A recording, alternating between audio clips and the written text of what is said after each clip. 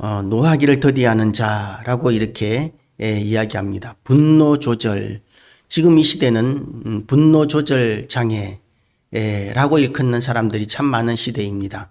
묻지마 범죄들이 이렇게 수시로 나타나고 있습니다.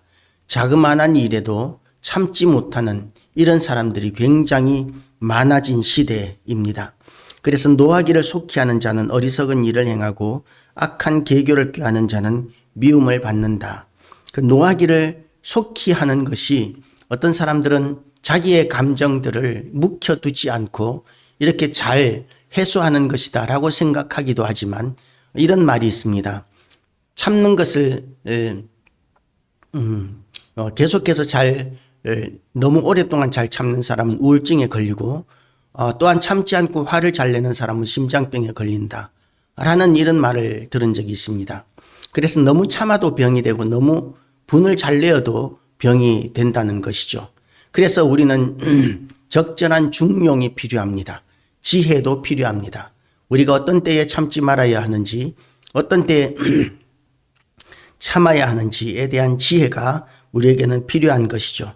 그래서 이 노하기를 속히 하는 자는 어리석은 일을 행하고 노했을 때는 감정적으로 일을 처리하게 되고 그것은 지나고 나서 후회하게 되는 이런 결과들로 나타나는 것이 대부분입니다. 하지 말아야 할 말을 하고 하지 말아야 할 일을 하게 되는 것이 분노인 것이죠. 단 한 번의 분노로 인생을 완전히 망가뜨리는 일들도 우리는 흔히 볼 수 있습니다. 그래서 이런 것은 어리석은 일이라고 이야기하지 않을 수 없는 것이죠. 그리고 악한 계교를 꾀하는 자는 미움을 받는 것은 너무나 당연합니다. 우리가 사람들이 모르는 것 같아도 거짓말을 자꾸 하는 사람에게 대해서는 신뢰를 하지 않습니다. 그 사람이 처음 하는 거짓말에 대해서는 어느 정도까지 이렇게 믿어주는 사람들이 있습니다. 그러나 그 사람이 신뢰받기 위해서는 계속적으로 정직했다는 그런 신뢰가 쌓이는 기간이 필요한데 그런 신뢰가 쌓이는 기간이 지나가야 그 사람이 신뢰를 받습니다.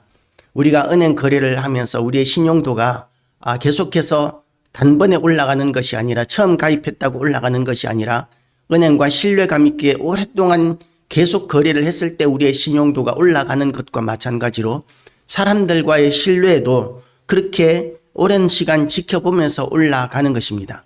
그러나 그렇기 때문에 그렇게 정직하지 못한 거짓을 한 번 말하면 우리의 신뢰는 그야말로 땅에 순식간에 떨어져 버리게 되는 것이죠. 마치 평생 동안 은행 거래를 잘 하다가 부도 한 번 나게 되면 단번에 신용등급이 쓰레기로 이렇게 떨어져 버리는 것과 마찬가지로 거짓은 순식간에 사람들과의 신뢰를 무너뜨려 버리는 능력이 있습니다. 그렇기 때문에 이 악한 계교를 꾀하는 사람은 한두 번 악한 계교를 꾀하는 것이 아니라 상습적으로 악한 계교를 꾀하는 사람이기 때문에 이 사람이 정직하지 못하고 악하다라는 것을 누구나 다 분별하게 되어 있습니다. 그래서 신뢰를 받지 못하는 것이죠. 그리고 미움을 받는 것은 너무나 당연합니다. 우리는 정직한 사람과 가까이 하고 싶지 미련한 사람, 악한 사람과 가까이 하고 싶지 않습니다. 분을 잘 내는 사람과 가까이 하는 것도 싫어합니다. 어떤 사람들은 분을 내면서 이건 너를 향한 것이 아니라 다른 사람을 향한 거야. 그렇게 이야기하면서 막 분을 내기도 합니다. 그럼 감안하면서 물론 듣기는 하지만 계속적으로 그렇게 다른 원인으로 자기에게 화를 내고 이렇게 분을 내는 것을 그 당하는 사람을 심리학자들은 뭐라고 말하느냐 하면 감정 쓰레기통이라고 이렇게 이야기를 하더라고요. 감정 쓰레기통. 그러니까 다른 곳에서 스트레스를 받아서 분을 낼 곳이 없으니까 만약에 나에게 이렇게 계속해서 이렇게 감정들을 혈기를 그렇게 드러낸다면 그것은 그 사람이 나를 감정 쓰레기통으로 여기는 것이다 라는 것이죠. 교감하는 것과 감정 쓰레기통이 되는 것은 다릅니다. 교감하는 것은 상호간에 이렇게 동등하게 때로는 나도 할 말 다 하고 그리고 상대방도 할 말 다 하고 그렇지만 감정 쓰레기통이 되면 그 사람이 나를 주관하려고 합니다. 휘두르려고 합니다. 내가 감정이 상해서 감정을 토로할 때 너는 언제든지 나에게 들어와서 내 이야기를 들어주어야 해. 그렇게 여기는 것이죠. 그래서 그 이야기를 듣기 싫어서 지금 바빠. 그러면 나 지금 너무 절박해. 네가 필요해. 그러면서 통사정을 해서라도 이렇게 불러서 자기의 감정을 그렇게 쏟아내는, 하소연하는 이런 일이 반복되고 그것을 거부할 수 없게 된다면 그것은 감정 쓰레기통이 되는 것이다 라고 이렇게 이야기를 하더라고요. 그런 사람은 가까이 하기가 싫어지게 됩니다. 그래서 멀어지게 되고 미워하게 되는 것이죠. 인간관계는 그렇게 깨어지게 되어 있습니다.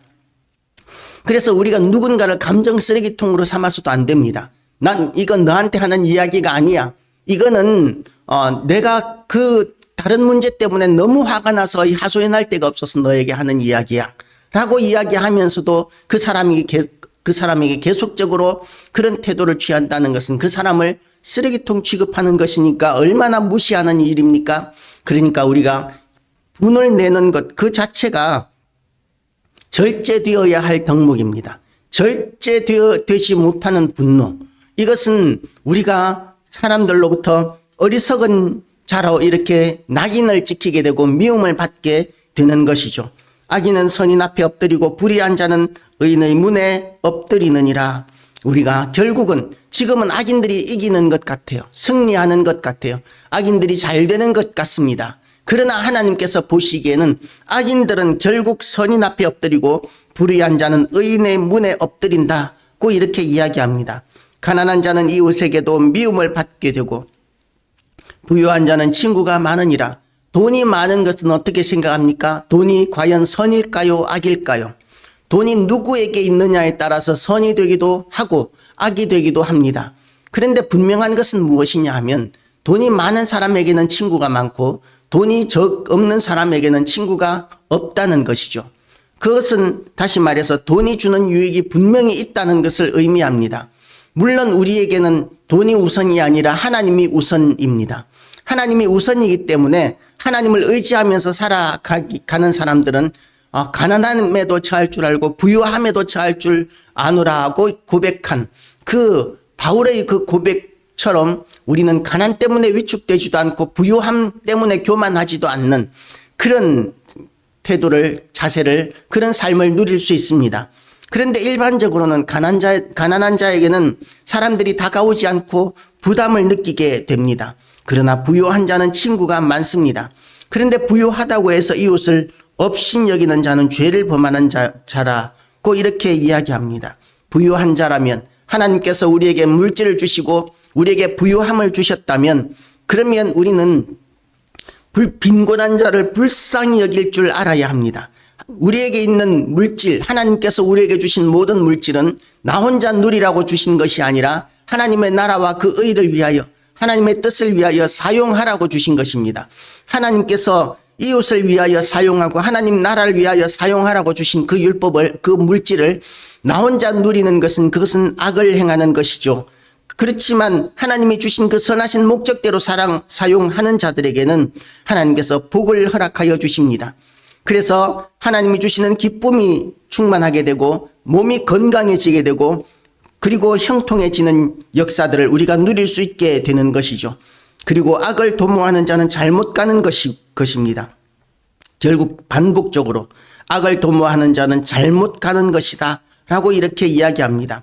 그래서 물질이 이 지혜로운 자에게 있게 되면 그러면 어떻게 되느냐 하면 지혜로운 자의 재물은 24절입니다. 그의 면류관이요 라고 이렇게 이야기합니다. 우리가 물질을 어떻게 사용하느냐에 따라서 그 물질로 말미암아 우리를 패망시키고 멸망시킬 수 있지만 그러나 그 물질이 또한 우리의 면류관이 될 수도 있습니다. 어떨 때요? 하나님의 뜻대로 사용할 때 우리는 그 물질이 우리의 면류관이 되도록 하늘의 별이 되고 하나님이 기뻐하시는, 우리를 하나님이 기뻐하시는 존재로 만드는데 그 물질이 사용되어질 수 있다는 것이죠.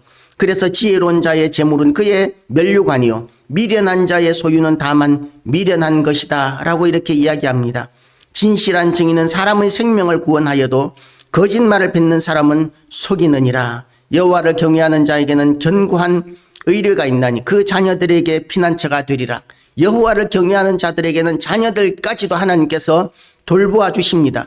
우리가 자녀들을 잘 되게 하기 위하여 얼마나 많은 비용을 지불하고 얼마나 많은 노력들을 합니까? 그런데 결론적으로 우리 자녀들이 잘 되는 방법이 어디에 있느냐 하면 여호와 하나님께 있다고 성경은 이야기하고 있습니다.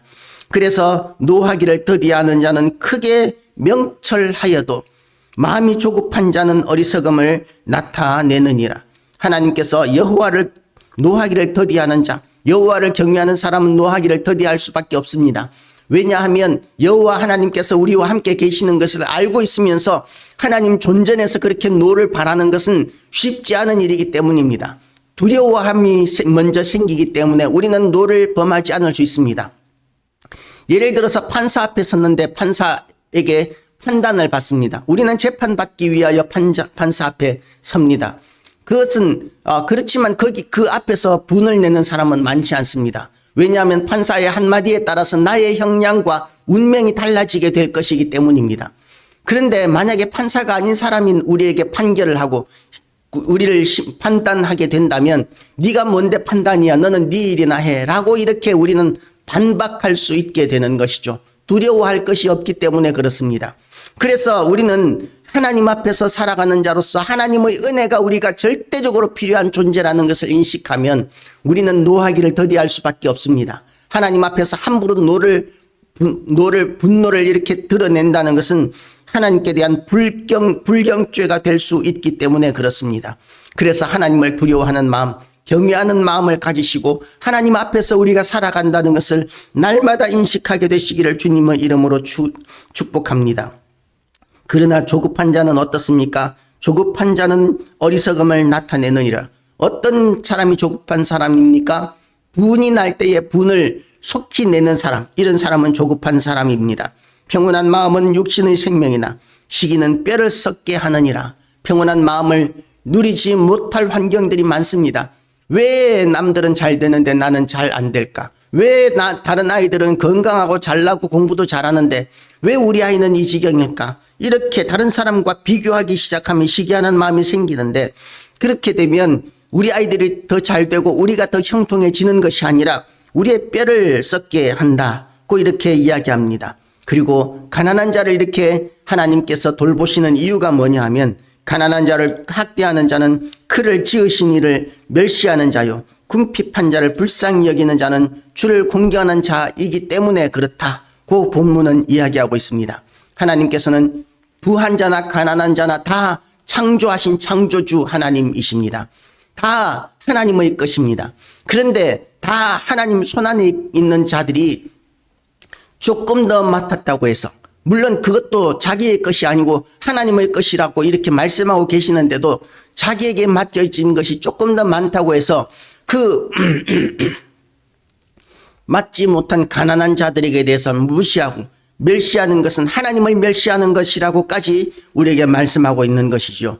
그래서 하나님께서 우리에게 물질을 주시면 이것으로 가난한 자들을 돕는 일에 애를 쓰고 힘을 쓰는 그런 우리 모든 교회와 성도가 되시기를 축복합니다. 왜냐하면 그것이 하나님을 경외하는 것이고, 그리고 복을 받는 길이고 하나님의 은혜를 누리는 길이기 때문에 그렇습니다. 오늘도 하나님의 은혜와 축복이 우리 모두에게 충만하게 임하시는 귀한 날 되시기를 주님의 이름으로 축복합니다. 기도드리겠습니다.